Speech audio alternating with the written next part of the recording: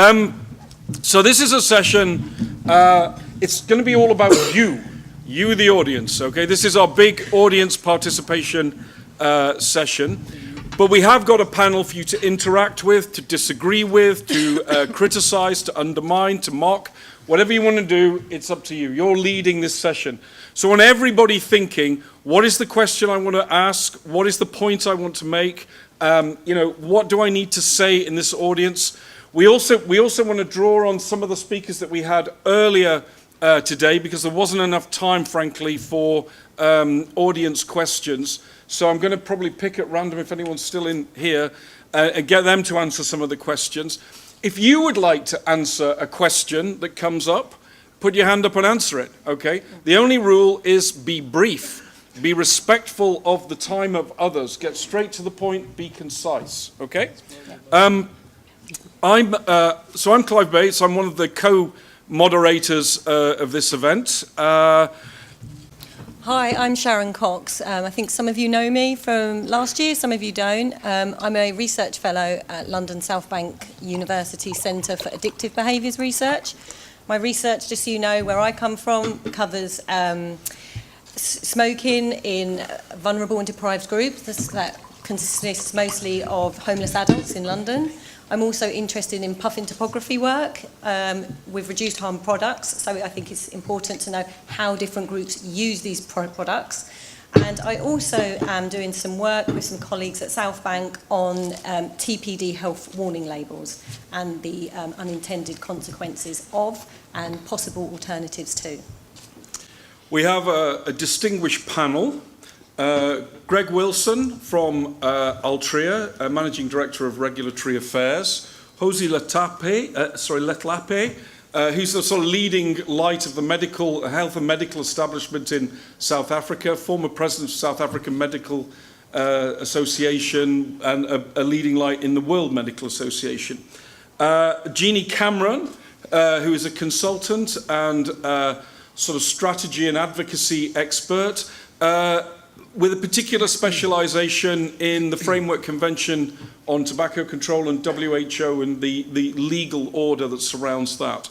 And then finally, probably needs no introduction, Konstantinos Farsalinos, probably the busiest researcher of all time, the most hyperactive man that I have ever met, which is saying something, has made just an outstanding contribution to this field with the research he's done, most recently some of the replication studies. I mean, a great guy, tends to talk a bit too much, but that's my job, to keep that under control.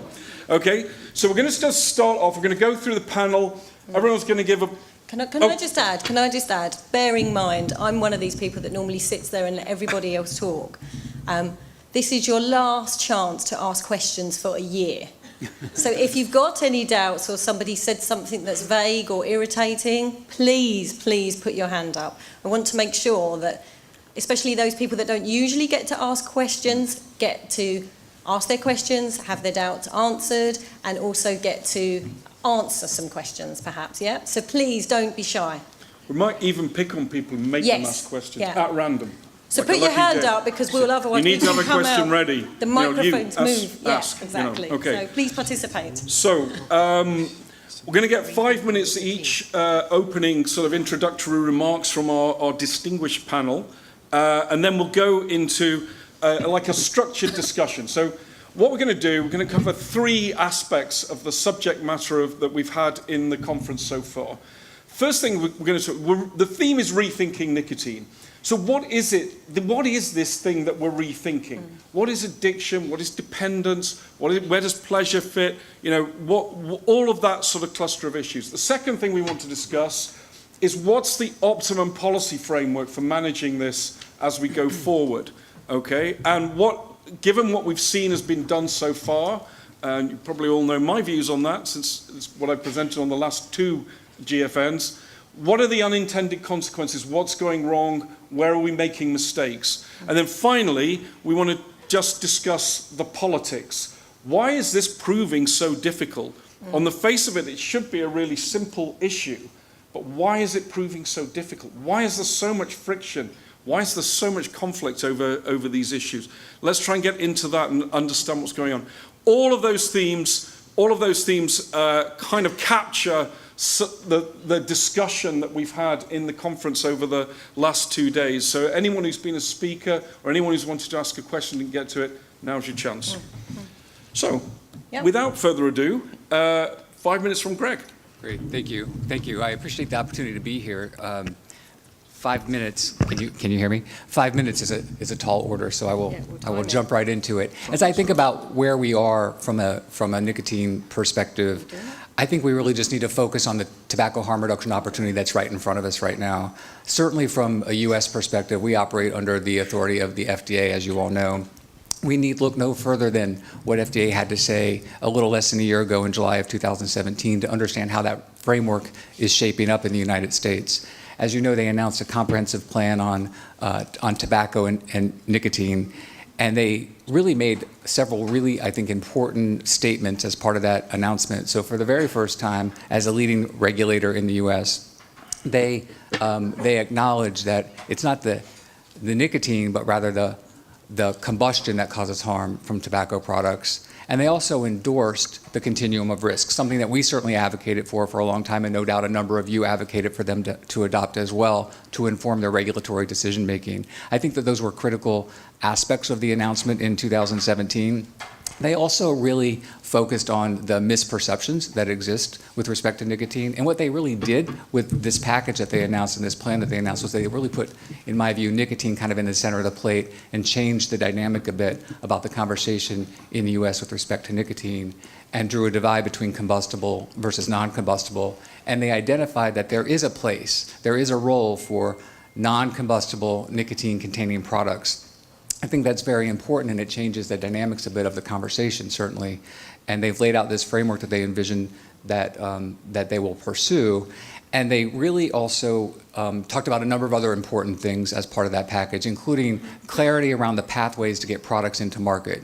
Those pathways are not clearly defined. We're 9 years in, and there are not clear definitions. And I'm sure chief among them for FDA will be the pathway for pre-market applications or to a standard of appropriate for the protection of public health, and rules around what a manufacturer needs to demonstrate in order to achieve an MRTP claim and to be able to make a claim of reduced risk with respect to a product. They, of course, announced a number of other actions that they intend to take, some of which they've initiated through advanced notices of proposed rulemaking with respect to nicotine reduction in cigarettes and flavors and other tobacco products. But again, the harm reduction opportunity in the U.S. is right in front of us right now. We know that we have 20 million adult smokers who have already indicated their interest in alternative, innovative options to cigarette smoking. And that opportunity for harm reduction really isn't limited to just manufacturers. It's an opportunity right now for the regulator. It's an opportunity for the public health community as well.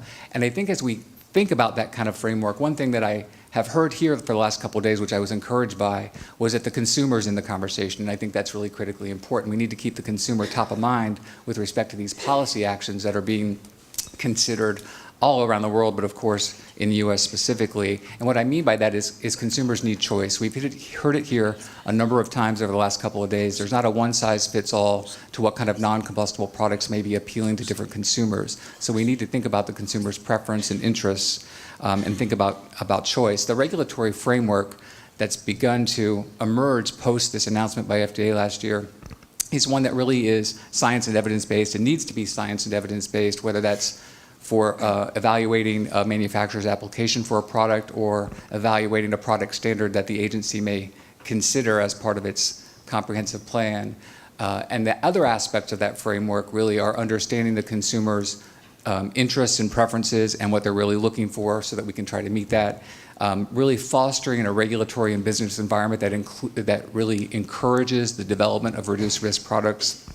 And of course, generating the science to demonstrate that reduced risk are all critical aspects of the framework that's shaping up and that we need to shape up. And certainly a framework that has viable pathways, clearly defined pathways, and viable pathways to get products into the market. And the truthful and accurate communications about those products are another critical aspect. We've talked a lot about that over the last couple of days. I'll just remind you that we have government data in the US, the FDA's own PATH data, that shows that 90% of current adult tobacco users in the US believe that smokeless products are as or more harmful than cigarette smoking, and nearly half of adult tobacco consumers in the U.S. believe that e-vapor products are as or more harmful than cigarette smoking. And in my view, just to wrap up, I think the single greatest thing that FDA should be focusing on right now in the U.S. with respect to this plan that they have announced is really to create a market of alternative non-combustible products, get products authorized, get them into the market, have an array of products that are available for consumers to choose from, and to provide clear and accurate information about those products so that consumers can make informed choices. I think only when we have that mature, kind of robust category of alternative products can then we begin to think about making progress on some of the other issues that are part of the FDA's comprehensive plan. So thank you, and I look forward to the discussion today. Thank you, Greg. Thank you, Greg. And the next panelist? Thank you for the invite, and I'll speak as a healthcare practitioner. But I thought maybe it might be prudent to talk about issues that we spoke about yesterday, where there was an issue about trust. And my contention is that I don't trust you, but I'll talk to you. Talking to someone you trust is like talking to your pastor or kissing your grandmother. Not very exciting. And being a healthcare practitioner, I'll talk about the trust issues. The sum total of education about smoking is about how bad it is and that smoking kills. And there's nothing about nicotine. And it's done from a moral position, and it's something you're told by people you trust, your professors. And that's why trust needs to be taken out, and everything should be based on evidence. And we need to question people in terms of statements that they make. So part of the challenge for healthcare professionals is that that's our background, and that's the information that we have about smoking. And in the country that I come from, the tax on smoking is called a sin tax. So we're dealing with sinners. And unlike in HIV, the smokers smoke. The great thing about the virus is that it started in gay men, in sex workers, but then it then migrated to presidents, popes, pastors, and was not discriminating. And because it affected everyone, and the patients stood up, we needed to change the paradigm around how we look at it. Because of the way smokers are viewed, it's difficult to change that paradigm. And that's why you have a subset of people that call themselves vapors, and they found a voice, thankfully. The other issue for me coming from Africa is that we should ensure that harm reduction, our challenge is to decolonize harm reduction. So it should not be seen from the perspective of the occupier or affluent countries or OECD countries. We should look at it from our perspective, from our reality, and be mindful of the fact that harm reduction does not equal e-cigarettes. Harm reduction is much broader than e-cigarettes. And there are things that are tried and tested, like smokeless tobacco, that is culturally acceptable, that has its own virtues, and that has its appeal for low-income countries. Even if you do not have access to electricity, you can have access to less harmful products. They are also organic. They are environmentally friendly. And there are lots of things that could be said about them. So part of the issue is that harm reduction can't just be about e-cigarettes or electronics. There has to be conventional ways in which people can enjoy their nicotine and still find ways that it is less harmful. And I was encouraged that Dr. Russell spoke about snooze but abandoned it and got to the nicotine and alternative nicotine. So we need to ensure that the basics are not thrown out so that you do not have the masses left behind. There's also the cost issues, which are real for us in Africa. You know, getting your nicotine, you're competing with food. So even the cheapest forms of electronics might not be affordable to the poor who'd be dependent on it. So we need to ensure that there's, across LSMs, people have access to what will work for them and what might be promoted. Now, the third issue is that our biggest problem in Africa is that we think the WHO is God. And God seems to be smoking something which has a delirious effect on Africa. So I'm appealing to all of you that some of you are relatives of God and you need to help us reach God and talk to him to be sensible, or talk to her to be sensible, because it's resulting in legislative frameworks that are very prescriptive, that are based on the gospel according to the WHO. In our country, smoke is being defined as anything that you can inhale or exhale. And I'd also appeal that we probably give thought to going back to talking about combustibles and non-combustibles, and that non-combustible forms of accessing nicotine are safer than combusting it, so that we don't get lost in the fog about what is smokeless, what is not smokeless. Very good. Is that it? Thank you. Thank you. Very good. Very good, Kgosi. Next up, Jeannie Cameron. Thank you, Clive. Okay, in terms of rethinking nicotine, I think there's various perspectives for that. And I'm going to give 3 perspectives, I think, of how nicotine needs to be rethought, which may be a little different to the usual ones. I think, firstly, when you think of nicotine addiction, it's not just in relation to those who are addicted to nicotine as a substance. You have to think of, and I think most importantly, that governments are actually addicted to nicotine. Because I think if you're thinking of a smoke-free world, really what you're thinking of is a world without revenue from tobacco tax. And that's a very different perspective of looking at it. If you think that most of the developed countries in the world, 5% of the government revenue comes from tobacco taxation currently, and then in the developing world, about 7%, that's a significant hole to be filled from taxation if there does become a smoke-free world from the existing situation.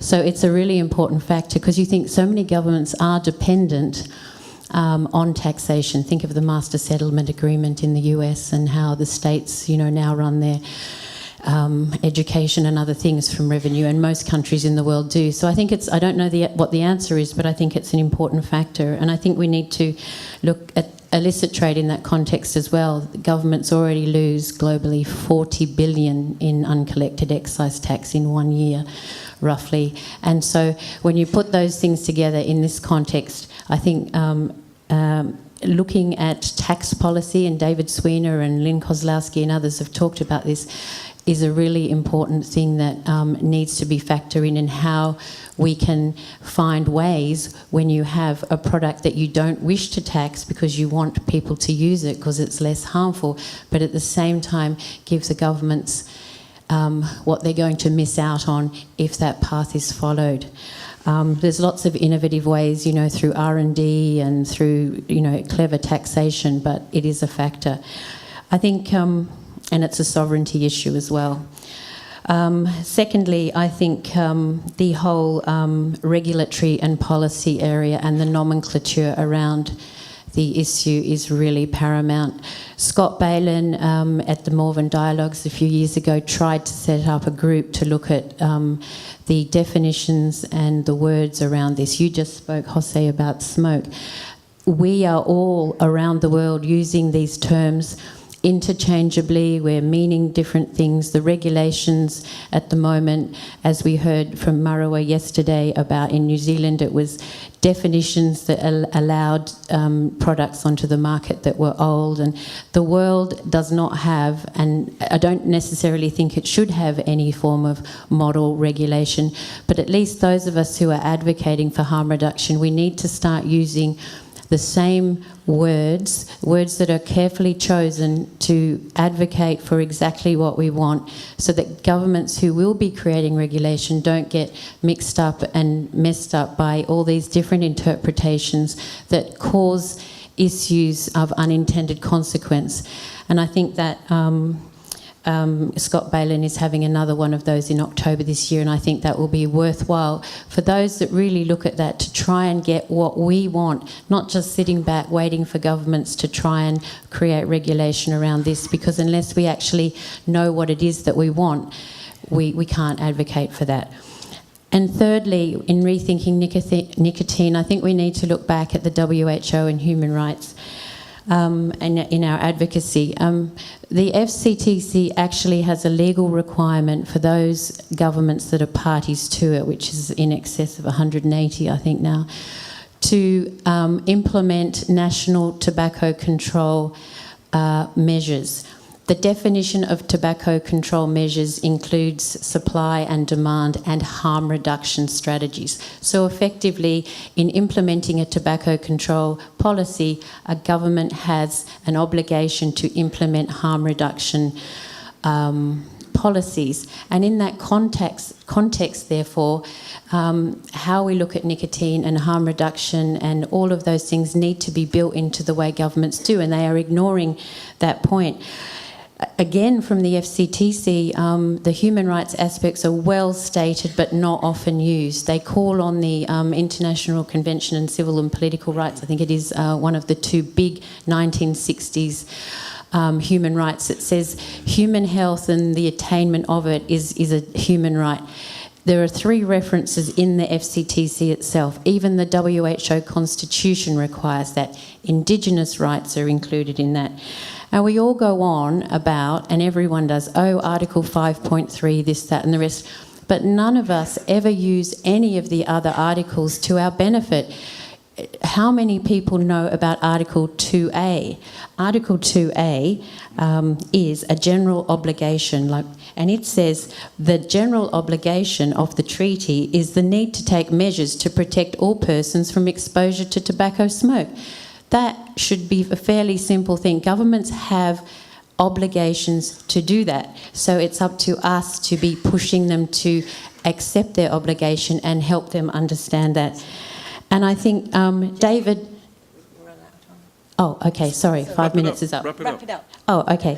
Sorry, I was just about to do that, actually, because the last right was consumer rights. Consumers have rights in this context as well, access and information too. And, yeah, that's it. Very good. Perfect timing. And on to our next panellist that's also going to show perfection in his timing, Konstantinos. I will only be looking to the left, as you can understand.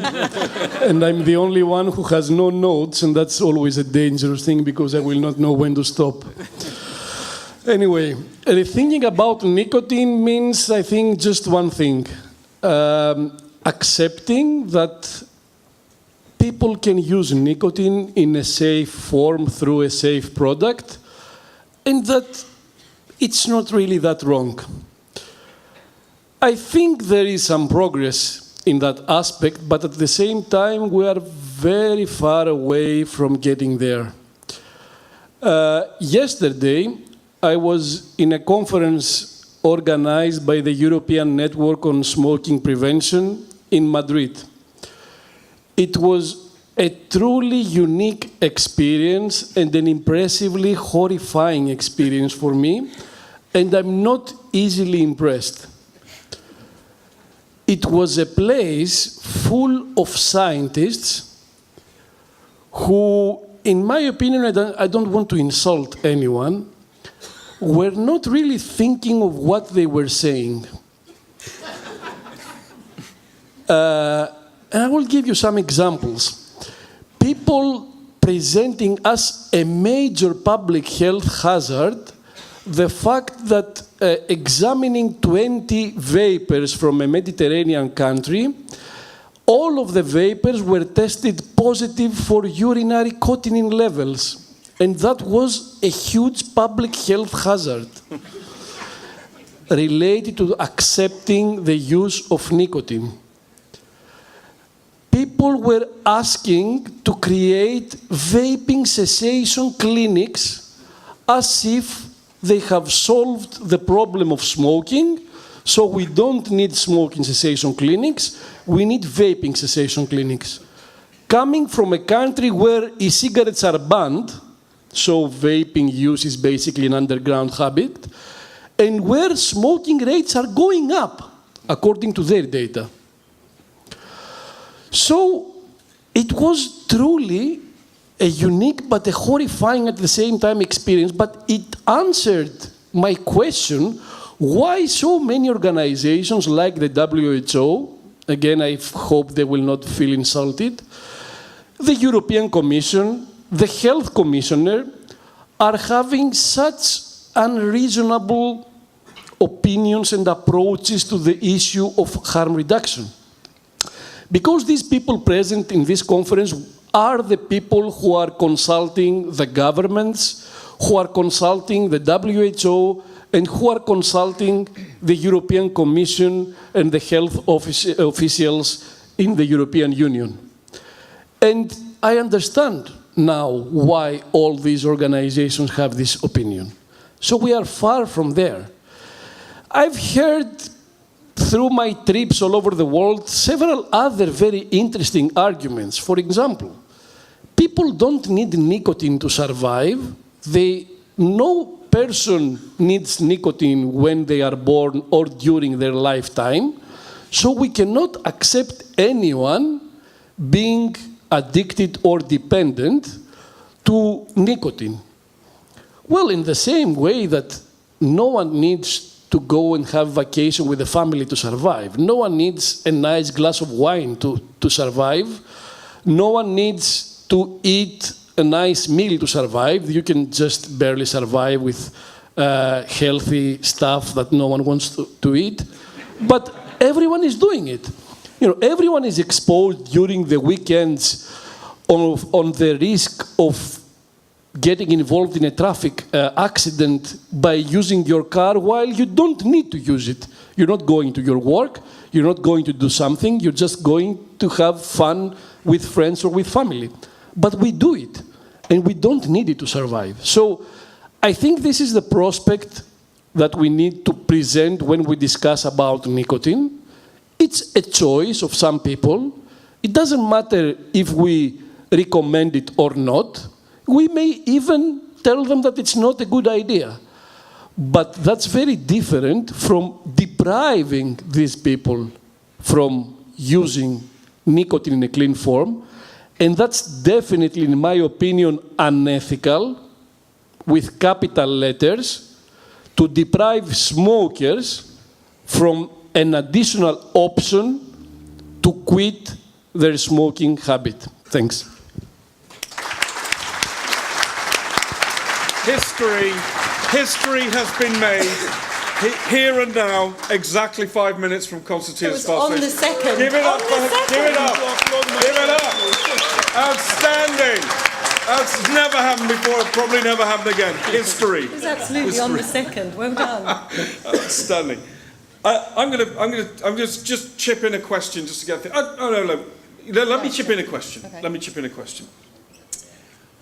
What is, if I'm a journalist or a politician, I come to you and I say, I don't have a lot of degrees or don't know anything about brains.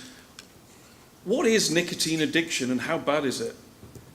As you know, there is a big difference between addiction and dependence, and the big difference between the two is that addiction implies a risk, a substantial health risk. So I would consider nicotine use as an addiction or as a dependence, depending on the product, on the source of nicotine intake. So the big problem arose from the fact that until very recently, the only source of nicotine intake for people around the world was combustible cigarettes.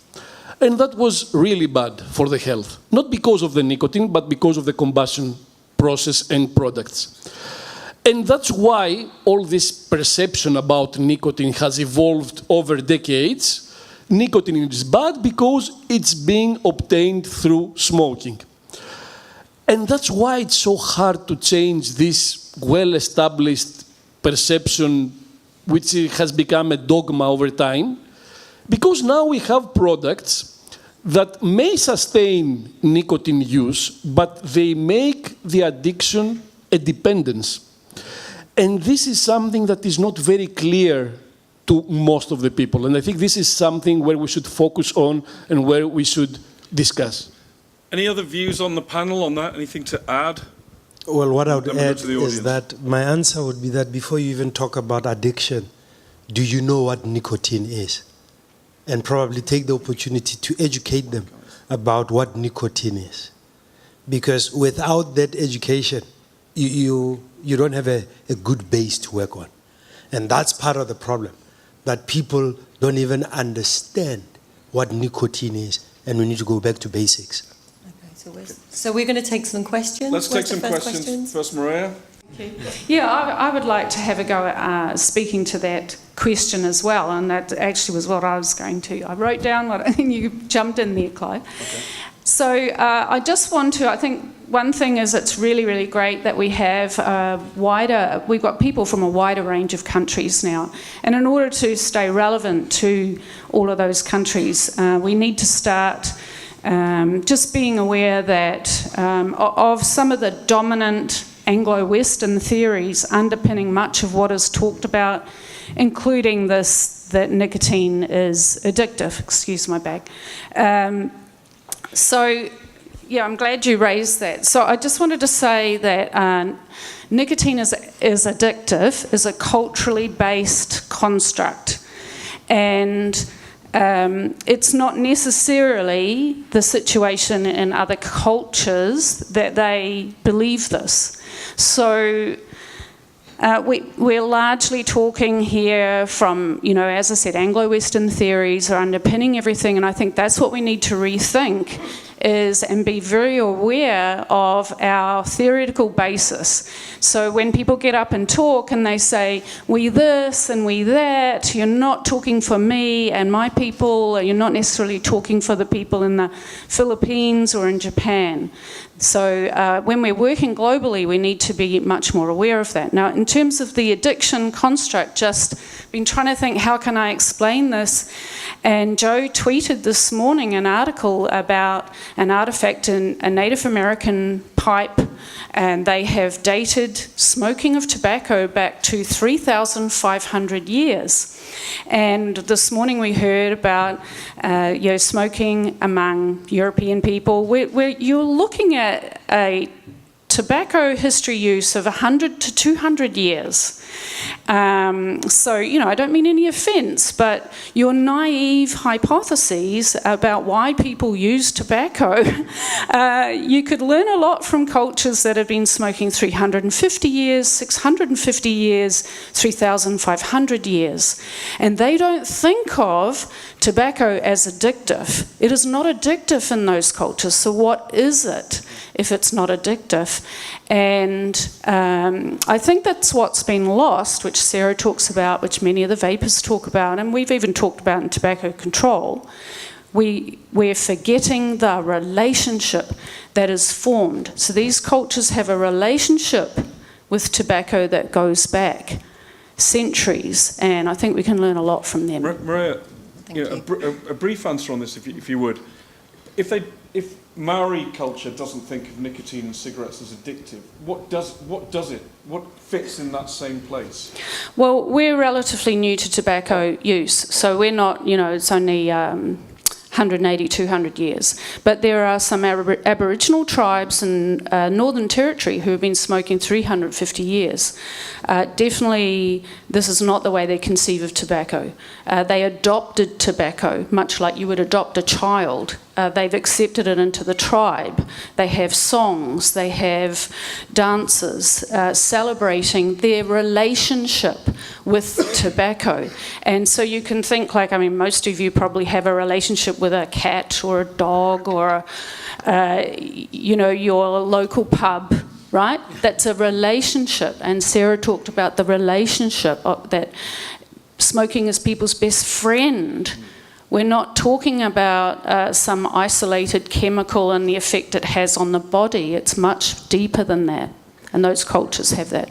Thanks. Thank you. Sorry, can I just add something to that as well? And somebody on the panel mentioned the use of language, and I think as an academic in this field, the use of language, but the use of language amongst academics is extremely important and often gets overlooked, and the peer review process really has to get a lot better about this, because I don't think people really understand what addiction means, and it as you've eloquently stated, it changes amongst cultures, and we need to be a bit more mindful of that.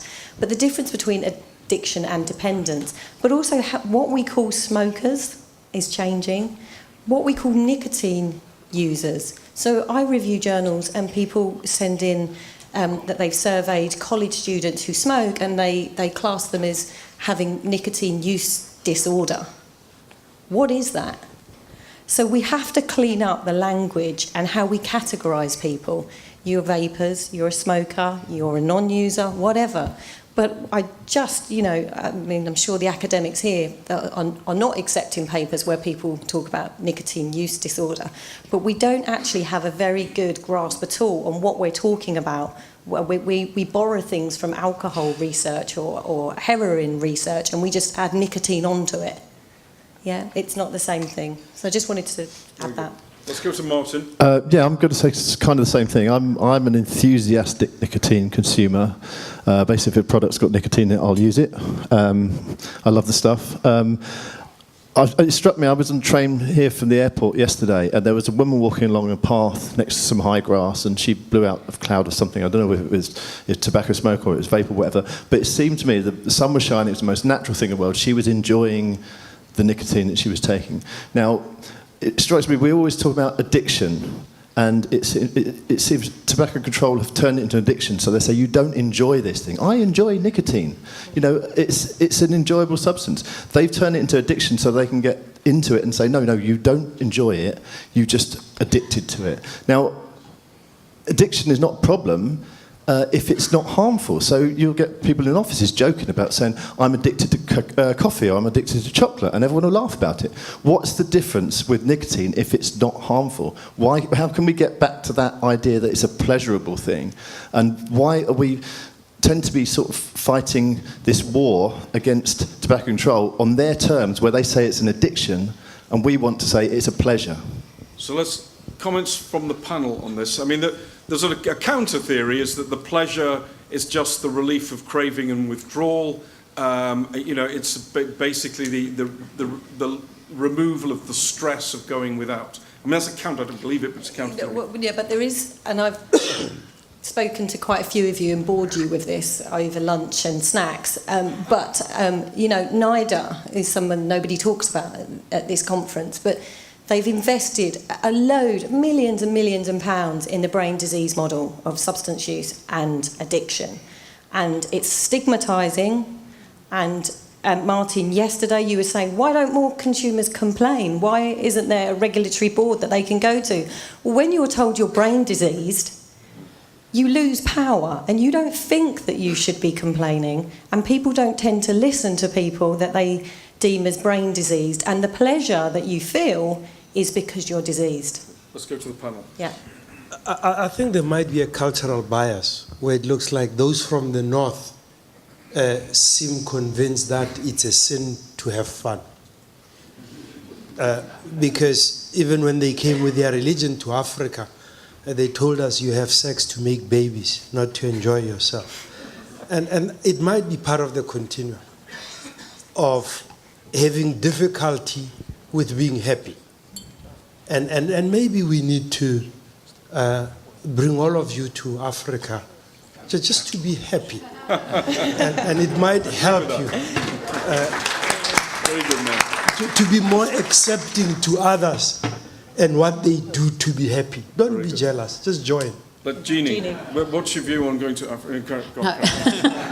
No, my comment was going to be about the language again, and I think when I made the point about language and the right way to be inclusive, it wasn't so much about academic language, because academics will understand each other and have the context of all of that. What I'm talking about is, in this sense, consumers and the real people using and talking about it. I was with my brother who was talking to the minister in Australia, and he had an IQOS with him. And I let my brother talk, and my brother said to the minister, in his own words, "Oh, it's an e-cigarette, but it just uses tobacco." I mean, technically, that wasn't the way it's sort of, we say heat not burn and all this, but a consumer was talking about it and his feeling. And it is people and consumers that will change the laws and the views of politicians. Academic papers will help, but what I was trying to say is that in rethinking nicotine, we need to think what, even amongst consumers, we need to think what those ways of describing things might be the best to get politicians to listen in order to get regulations and legislation correct that doesn't have the unintended consequence. We want to just go on very, very quickly, but I want to move to the next question. I'm going to directly respond to the question of whether it's pleasure or addiction. I would call it dependence versus pleasure, and I think that something which is used for pleasure can create a dependence, and the two terms are not mutually exclusive or excluding each other. However, the question is whether the public health community has an obligation to criticize, or even worse, to implement restrictions when we talk about pleasure and dependence versus addiction, which means harm. In my opinion, the public health community today is going beyond what they should be doing. They are criticizing dependence per se, even the dependence that is not associated with any harm, simply because it's dependence. And I think we have no right to do that. We can ask for measures if something causes harm to health, but we have no right to judge behaviors or lifestyle choices that don't have adverse effects on the society in terms of public health or any other issue. Let's have a next question. Great, David. That's a good point, by the way. One of the points that really resonated with me was the idea that we need to think of the panoply of potential harm reduction products out there. And in particular, I think that's an important point, because usually when we hear discussions, it's about one of the products rather than the other. And now, increasingly, the smokers themselves are using many products. So it's very important to think in this broader framework. To get to a specific question, and I'll address it first to Greg Wilson, and I'm going to ask you for some marketing secrets here, if you will, and that is what. And let's begin with the context of the United States and assume that heat not burn is something that can be marketed in the United States. What do you see as the target audiences for smokeless or snus, for heat not burn, and for e-cigarettes? Do you see them competing with each other? Do you see particular market segments where they might be more effective? And also, I would like your opinion as to which, much of the issue and much of the concern is dual use, so how to get people away from smoking completely to one of these products. Sure. So I think the idea is that there does need to be an array of products for consumers, that as we have been discussing here for a couple of days, that no one product is necessarily going to meet the interests of every consumer. So I think of all of those products that you mentioned, be it smokeless or e-vapor products or even heat not burn products, as appealing to smokers and potentially different segments of smokers. And I think that that's really the focus of what we need to do. And what was the second part of your question? Well, is there particular groups of smokers that they appeal to? Do you see some appealing to people with mental health issues, people with low income, and so on? Is there particular segments, and which do you see as facilitating the transition away from dual use to exclusive use of one of the harm reduction products? Yeah, I don't know the subsections of smokers that those different products may appeal to. I think the idea is that we need to have the variety of products out there for them to move to and to try. And with respect to dual use, I think that's one of the subjects that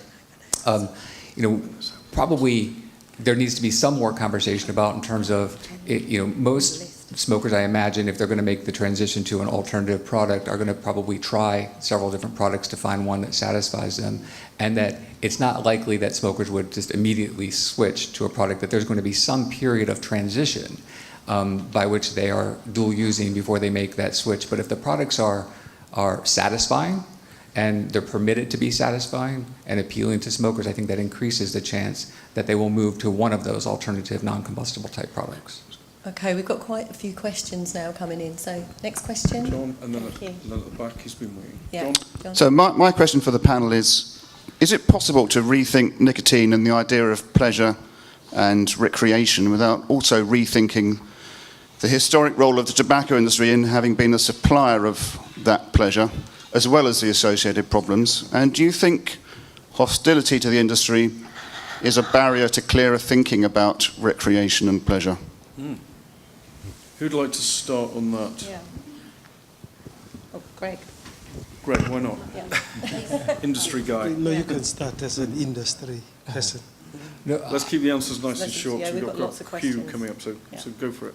I'll just say that I do think, and I've heard conversations here about distrust, and I understand historical issues that have caused that, and the concerns that has left with folks. And I've heard questions here about even funding of research, and someone said yesterday, we still need to take a close look if it's funded by the tobacco companies. What I would just say is that we're all committed to advancing harm reduction. We're out trying to talk about that. We're trying to demonstrate that through our actions. We're trying to demonstrate that through the products that we're making available. And one of the things in the U.S. that I think is sometimes not really interjected into the conversation is that there is an arbiter of the industry's work and an arbiter of the science, and that's FDA. They've had regulatory authority for almost 10 years now. It's going on 9 years. And they can evaluate industry-based science just as much as they can evaluate anybody else's. And so I think it's important to recognize that that's part of the reason why having a regulatory infrastructure and a regulatory agency in place like that is so important. And I do think at the end of the day that the time spent on kind of the historical allegations or concerns is really time that's not spent on trying to advance the ball from a harm reduction perspective. Anybody else? I'm going to take maybe a series of questions quite quickly now.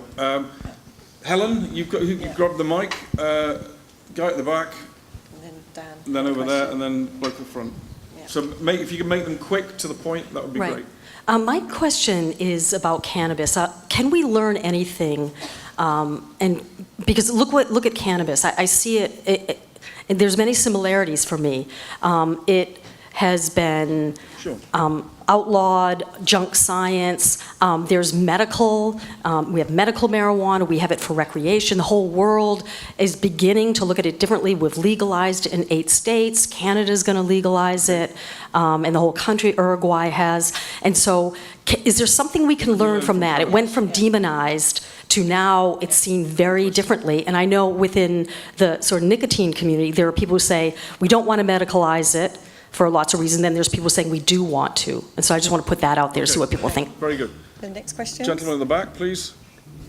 Yeah, at the back. Hang on. I've been waiting very patiently. Hi, my name is Mark, and I'm from Germany, from the German Vapers Association. I'm the first time here. We see a lot of people from the consumer side. So I see a lot of people from the science side, and as well as from the industrial side. And my question was, what about a delegation of governments and a delegation of public health decision makers? Are they here, and why not? Okay. We'll maybe address that to Jerry over there, and then down in the front, and then we'll come back. No. Nice quick questions. Okay, nice quick question. So we've talked a lot about e-cigarettes and vaping here, and we've highlighted today the different products, many of which are non-combustible, which are reduced harm.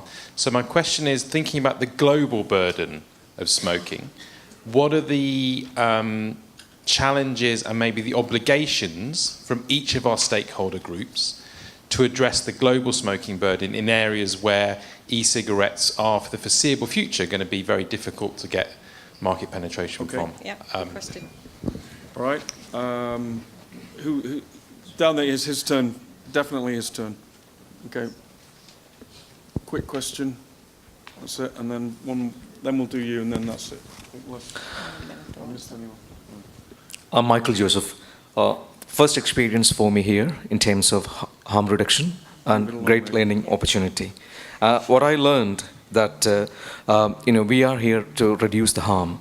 However, I've also observed that how do we generate further evidence that we stand to reduce really harm in the long term and to strengthen the health status. Okay. And then there was a gentleman there, please, and then we'll get some answers. You can pick and choose which ones you answer. Some of these might have to feed into our next session, policy and politics. I live in Brazil, and in Brazil the sales of e-cigarettes are banned. So what can be done, and by who, when the government doesn't want to start a debate around the subject? Okay, that's a good question.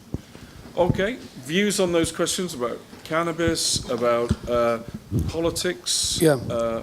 I'll start with the cannabis. The cannabis, one of the, I think, determining points in changing the whole aspect about cannabis was identifying medical uses for cannabis. And I think the same would happen with nicotine if we were able to identify. And we already have some preliminary evidence, but unfortunately there's not much research on it. If we were able to identify medical usage for nicotine, like Alzheimer's disease or Parkinson's disease, then I think the whole discussion about nicotine is going to change at a much faster rate.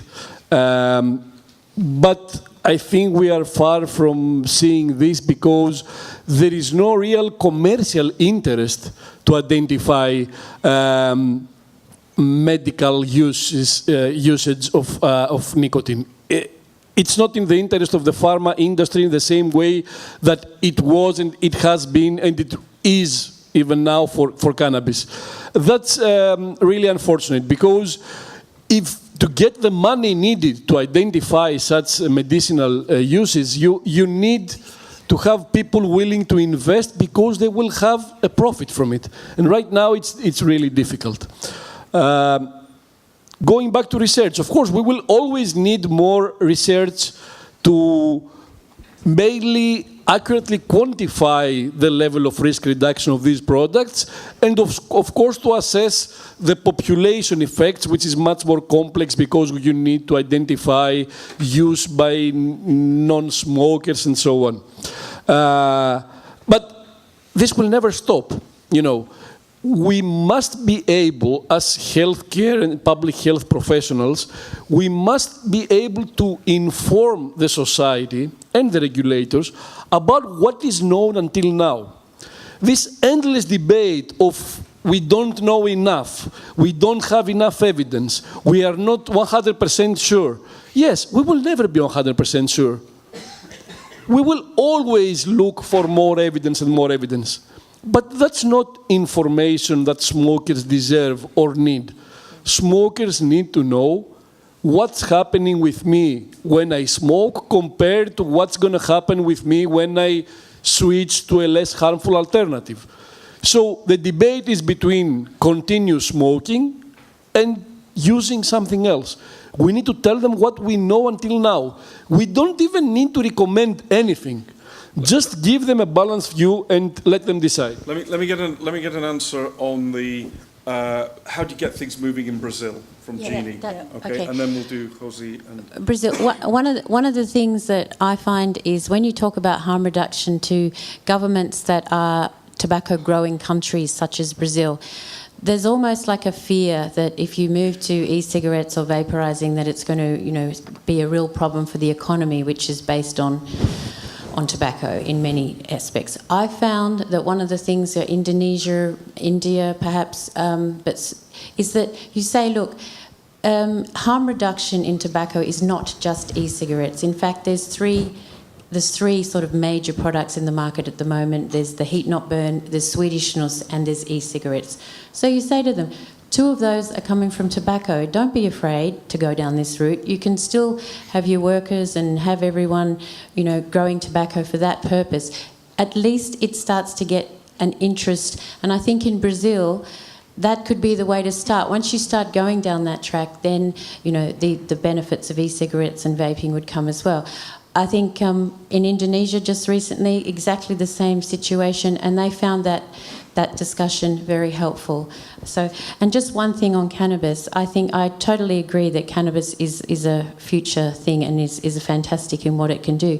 But I go back to that point that I raised at the beginning. Nobody should think that governments are just going to give up this huge amount of revenue that they get from tobacco taxation like that. There's going to have to be a transition. Maybe tax on cannabis or sugar or something else is going to be the answer. Let's have a view from them. We'll pick up Just the comment quickly, from Jacques. I think cannabis is just catching up. Combustible cigarettes have always been legalized and people have used them for pleasure. It's only now that cannabis is being legalized. So it's playing a catch-up game. But it's also got psychotropic effects, which is slightly different. So cannabis is a much more complex compound which produces chemicals that have undesired effects. And in some communities, it's used for those undesired effects. They are using it for the psychotropic element. The issue about Brazil, it's just an industry issue. And everybody protects their industry. I mean, I sit outside. The snus ban was industry protection.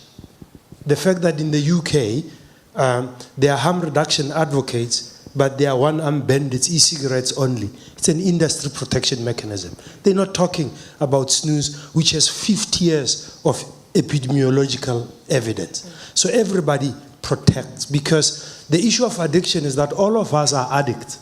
Human beings, we are addicts of one form or another. Just choose your addiction carefully. I mean, governments are addicted to taxes, etc., and all of us will protect our own interest. But there are trade issues that we are not talking about, where people are. Do you want to give us a view on the global point? How the global most of the point world's is that focus are in developing or middle-income countries. Well, if you look at the issue where most countries started banning e-cigarettes, part of the trigger factor was the position of the WHO. Yeah. So if you don't go to the source of where people get their information, you're still going to have those problems. Okay. And part of the solution is speaking truth to power and correcting the views of the WHO and accepting that there will be trade issues and different economies will go for different products depending on the strength of their economy, job situation, and tax revenue. Greg, do you have anything to say on it? Add on this? No. Okay, so there's a follow-up point from Jacques. Yeah, Jacques Leuzek. Just a short comment on your point, Jeannie. You should not exclude vaping when you talk to government about tobacco growers, because we still need nicotine from tobacco. I agree. Okay. Had I been given a little more time, I would have said that. Mostly comes from tobacco dust, though. So. All right, I just want to slightly reorientate the discussion. I feel we'll take whatever questions you want to put, but I'd like to shift the emphasis now a bit towards what's the policy environment need to look like for this, so we can discuss, maybe some of the things that are coming up in the States that Greg started his talk with, reducing nicotine in cigarettes. Does that make sense? Is it sensible? What is the right thing to do if you're a policymaker working in this sphere? But let's carry on with so if you could think about questions along those lines, that would be great. Let's carry on taking questions from the floor. Roberto. It's on. Hello. Yeah. Yes. Roberto Sussman, Provapeo, Mexico. Also close to Brazil. There is middle-income countries. especially Latin America as a sort of boundary of harm reduction.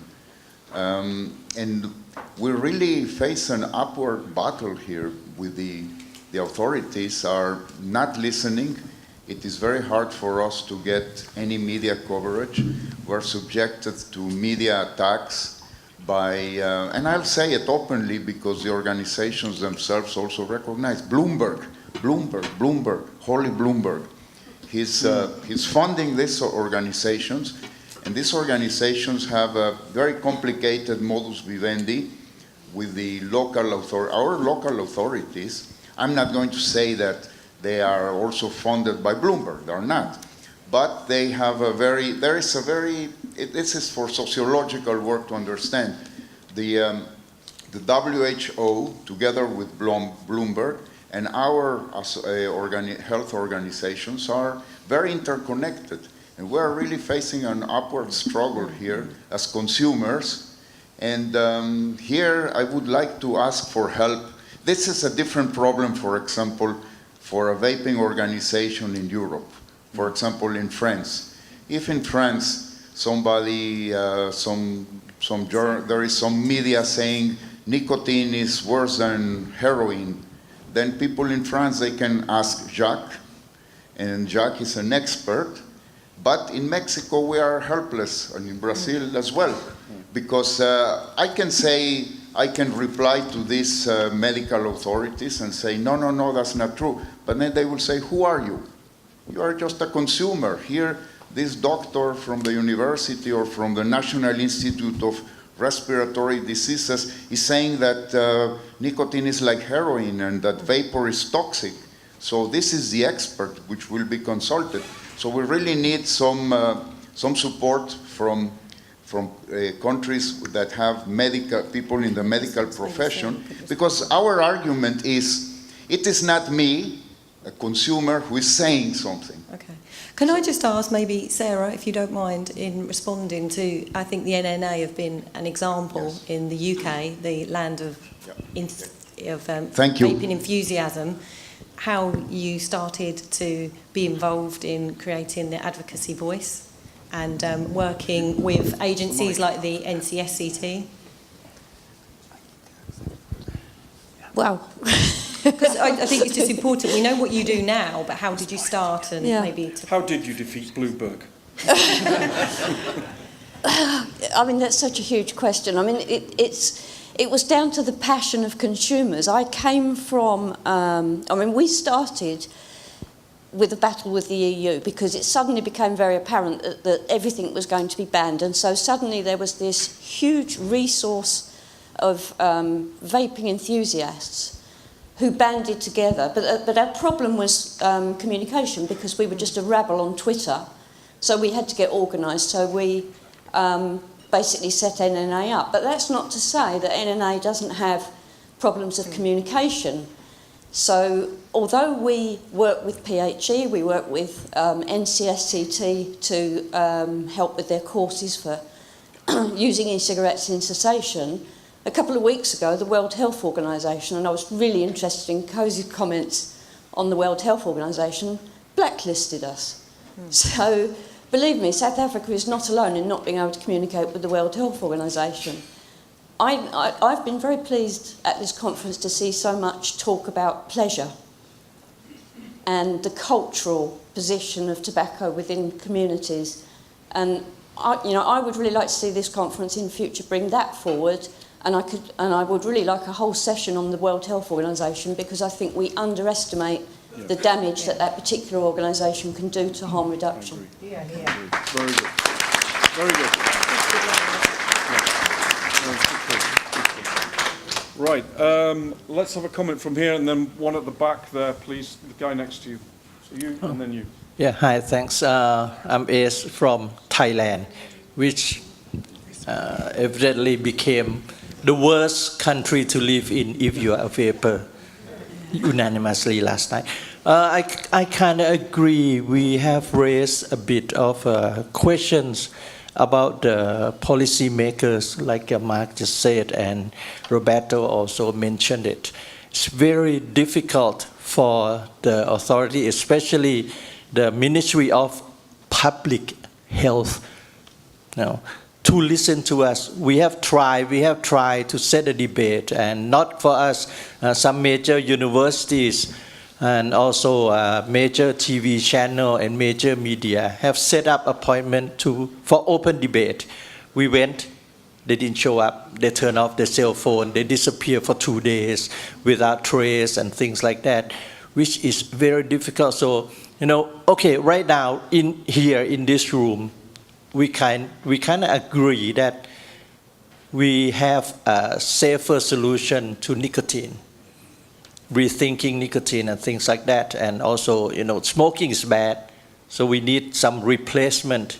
We all agree on that. But the next step that we are looking for is what kind of help, especially from a country like from Asia, from Southeast Asia, and from South America and things like that. What kind of help will we be getting out of this kind of forum and conference? Thanks. Excellent, thank you. All right, and a point at the back there. Yeah, go. Hi, I'm Bengt Wiberg from Sweden, and a tobacco harm reduction advocate for EU for snus.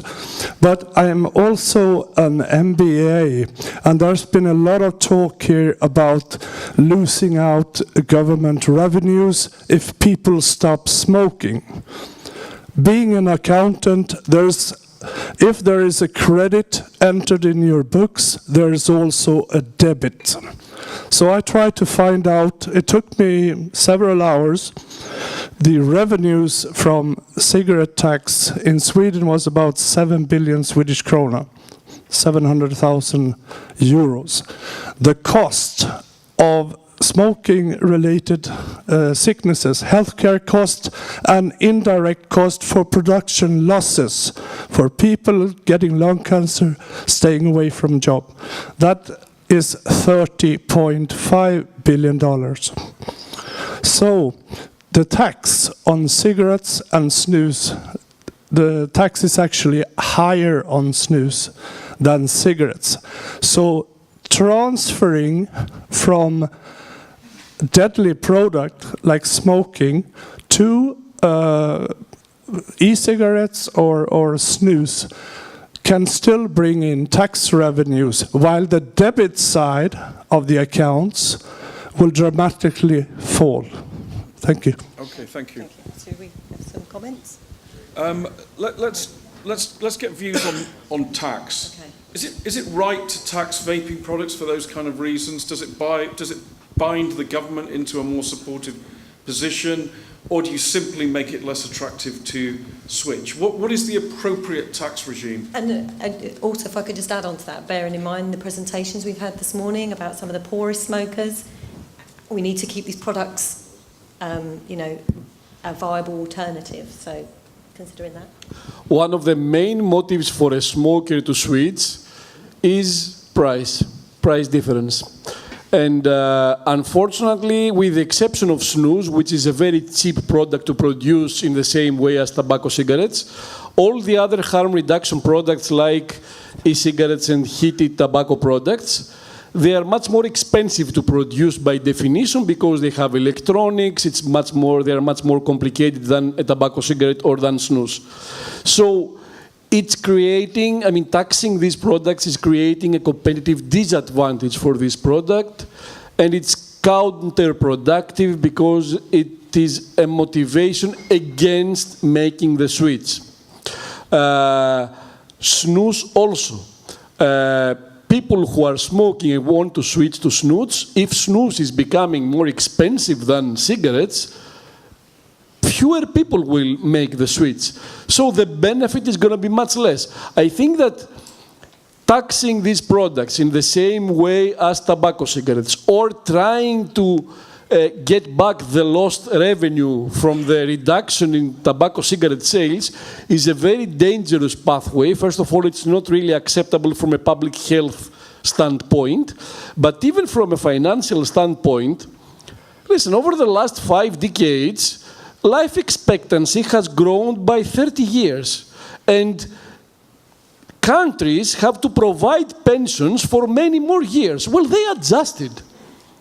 The same way is going to happen eventually if they lose the tobacco tax. I think we are over-exaggerating by discussing about this huge problem of losing tobacco revenues. There has been many instances in the past where the financial budgets had to change dramatically, not in a short period of time, but over time, and the governments adjusted. The same thing is going to happen here. And there is no need to punish, because in my opinion, it's punitive to add a tax in these products, not only for the products, it's punitive for smokers. And especially for the low socioeconomic class of smokers. I'd like to get a view from a giant tobacco company that sells mainly cigarettes. What's your view on what the tax regime should be, Greg? Well, I do think that I would even broaden it beyond that, just to say that Don't dodge the question, though, while you're broadening. Sorry.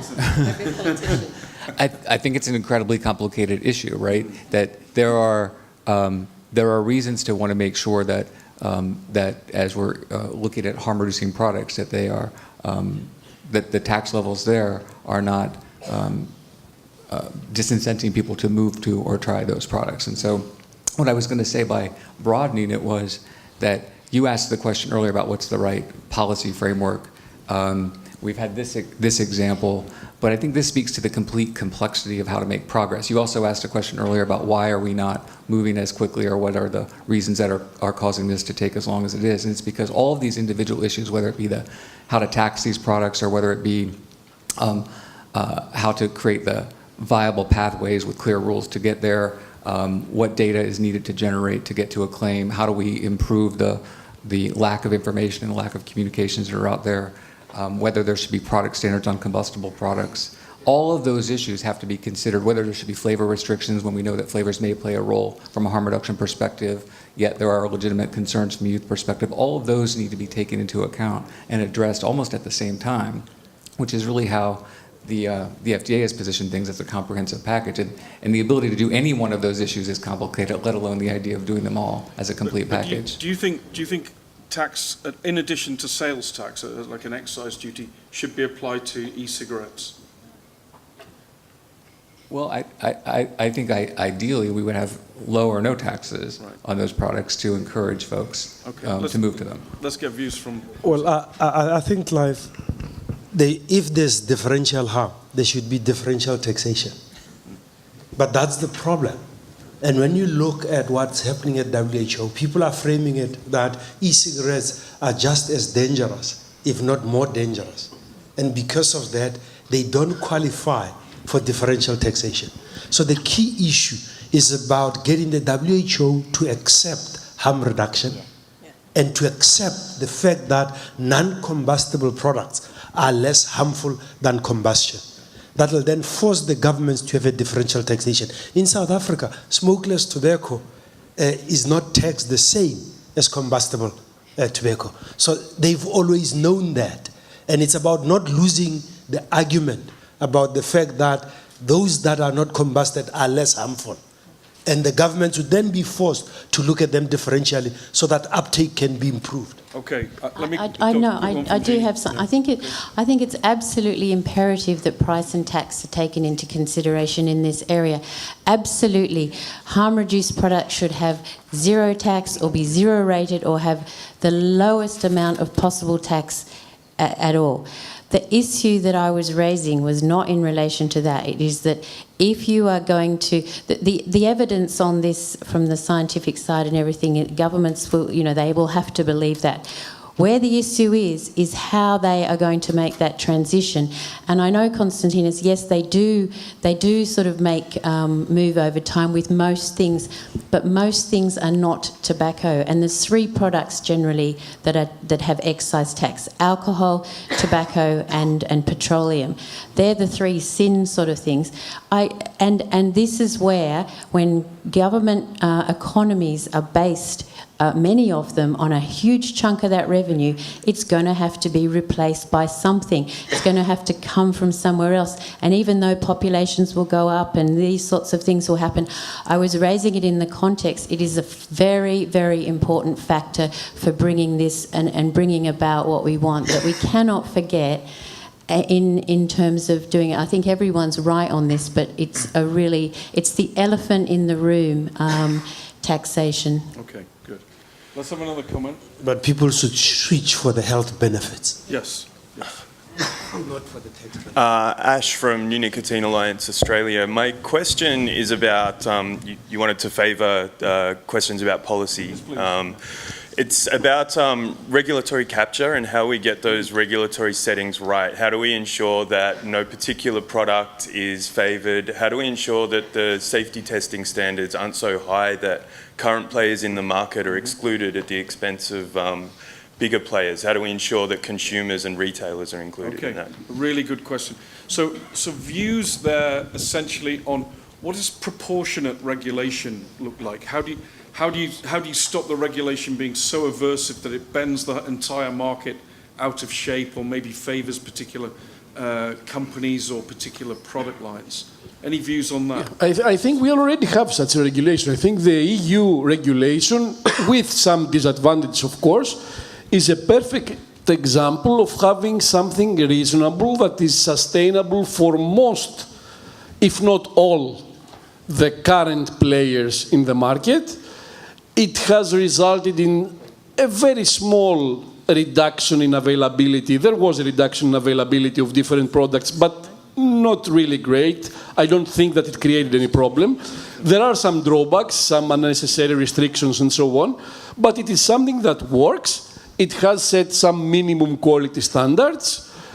It can be, all the manufacturers can comply financially, can comply in terms of logistics, and it has worked. To be honest, not for snus, I'm talking about e-cigarettes, the TPD about e-cigarettes. I will talk about snus. I'm using the EU regulation for e-cigarettes as an example in all the countries that I'm visiting of having a very strong basis when they want to regulate the products. For snus, there is only one sentence.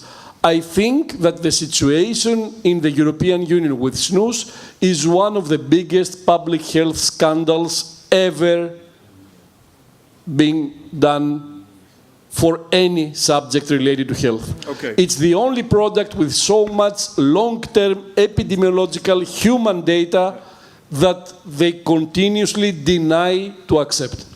Greg, I think the reason is to create some product standards so that there's no commercial advantage to any particular product that is deemed a harm reduction product. So that whether you're a snus, a heated, an e-cigarette, it's all kind of considered as a category of reduced harm, and then consumers can decide which one works for them.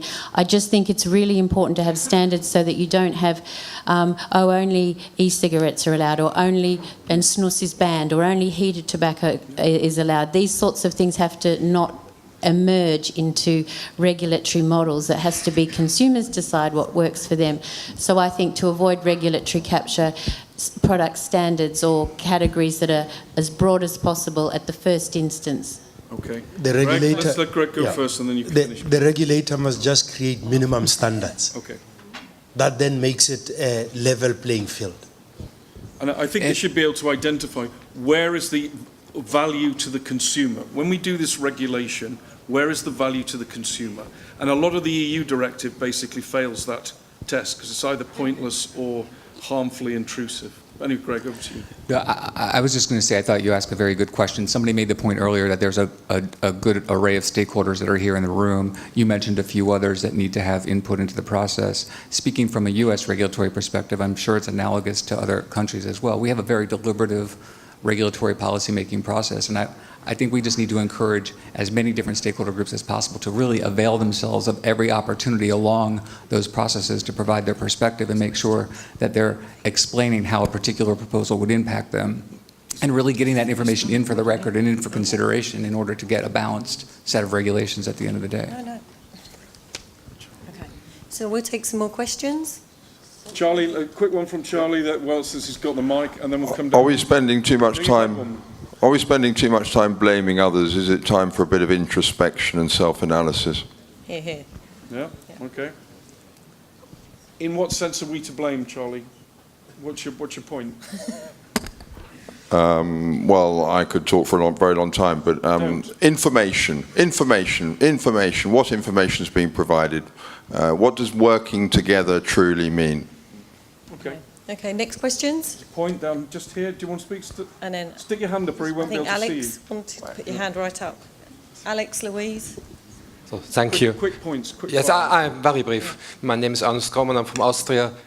What I find it politically, because you wanted something political interesting, is the combat readiness of all involved group.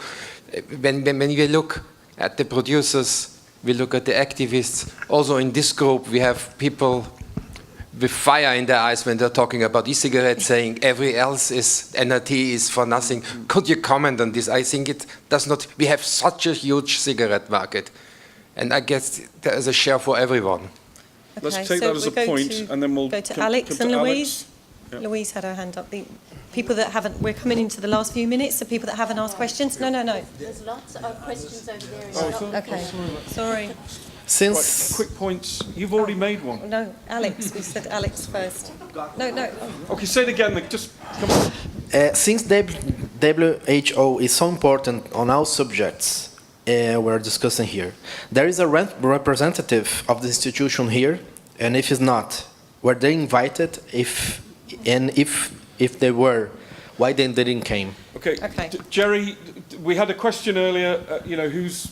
Okay, you don't want to say that. Okay, go to about government representative. Let's government representative. I'm sure they've always tried to get as many people along to be as inclusive as possible. Hasn't always proved possible. Alex. Should e-cigarettes be regulated by health organisations, health regulatory organisations, or by consumer protection organisations?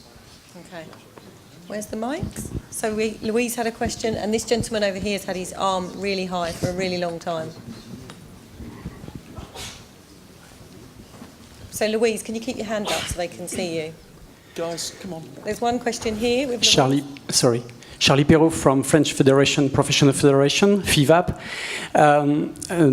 Those standards exist in France, in UK. Actually, the CEN is working on standards, and the ISO too. So the standards does exist. And the Brazil, the standard organization of Brazil, by the French standard for information, and they ask to AFNOR how many for the standard, and if it's possible to cross the data, the value, and all of the requirements that France and UK work since 2014. I think it's just well worth pointing out. The French have done excellent work on setting standards through the AFNOR body, and those may get generalised into a European and maybe an international standard, and that could point to the future direction of regulation in this area. So, last point. So Louise. Louise Ross, UK. Is there anything more that we could be doing to support countries where vaping is not only not tolerated, but is actually punished? Yeah, that's a good question. Okay, so do you ask the panel? Let's ask the panel. I have an answer to that. Okay. The problem, as others have said, starts with WHO. WHO makes a virtue of prohibitions, and a lot of those countries, the policymakers in those countries, want to be recognised and rewarded by WHO. And I think that's basically the core of the problem. And until WHO changes its approach, we'll be stuck with this kind of virtue signalling behaviour from uncritical policymakers. Okay, to answer your question, Alex, should e-cigarettes be regulated as consumer products or as from health departments? My personal view would be consumer. They are consumer products. They're lifestyle products. They should take into consideration health issues, but the regulator should be product and product standards. In relation to your question, Louise, I really go back to the obligation of a government to implement tobacco control strategies, including harm reduction, and in harm reduction, that includes e-cigarettes. And I think most countries in the world have that legal obligation, but choose to forget it. I know it's an international hook, but they bring out so many other things on where they use the FCTC as being this is why something has to be. So why not use that as this is why it has to be? I'm going to close up now. I'd just like a few seconds from, do you want to respond to that one? And then I want like 30 seconds take-out message from each of the panel. Yeah, I think the small complication is the nicotine itself. And that is considered a poison in some countries because it has toxic doses, and you'll need to look at a different authority in terms of regulating the nicotine. Cigarettes are... Okay. No, I'm talking about the liquid. We're ready to wrap up now. I just want a few seconds from each of you. Your take-out message. You're talking to a politician. What do you want them to understand about rethinking nicotine? What's the thing you want them to think differently about nicotine? Start with Konstantinos. Quickly, really like 30 seconds. I think there's a problem of ideology and a dogmatic approach. I fully agree with everyone and with you that the WHO is the big source of the problem for many countries, most of the countries mentioned here, Thailand, Southeast Asia in general, India, Latin America. It's a tough battle, but I think, and experiencing what I saw yesterday in the conference in Madrid, I think that we shouldn't be here really. We should be at these conferences. We should expose these people to a different perspective. I think we can change their minds. The problem is that they have never heard of anything different from what they receive and they accept from the WHO or from the Bloomberg Foundation or from groups like this. Okay. That's a big problem. Okay, so that's a big message. Don't come next year, go somewhere else. One from the organisers. Okay. Well, my simple message is that we have an ethical obligation to reduce the harm component of any form of addiction, even if it's just road running. Very good. Okay, very good. Very concise. Yeah, I would just say nicotine and harm reduction is it's a human right to have access to and information about products that are less harmful, and I would say nicotine is not the harmful aspect, it's the smoke. Very simple message, and that nicotine can be pleasurable, and the reason why people like it is because it can make them feel, bring them up if they need an up and bring them down if they need a relaxation, and a simple message like that can get through. Let's calm down about nicotine, I think is the message there, isn't it? Yeah. Okay. Thank you. And I would just say that we have a critical moment in time. We have a convergence of innovative products and new technologies. We've got consumer interest. We've got a growing science base. And certainly in the US, we've got a regulatory framework that should support making progress on harm reduction. So I would just leave you that I think we have an immediate opportunity to make progress. And then I'd like a quick word. Yeah, okay, so I'd just like to say, because we've spoken quite a lot about policy, and I'd like to bring it back to people, and especially we need to remember that even though we've got a real consumer voice here, there's lots of people that use these products or don't use these products that can't come here. So we need to be understanding, as Caitlin presented earlier, as Helen has, and Francis, the lives of the people that we're impacting when we present this research and when we disseminate it and when we communicate it.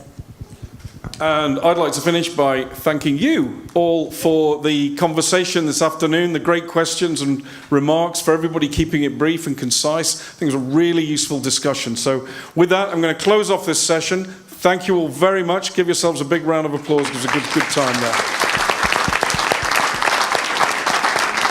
Okay, folks, we've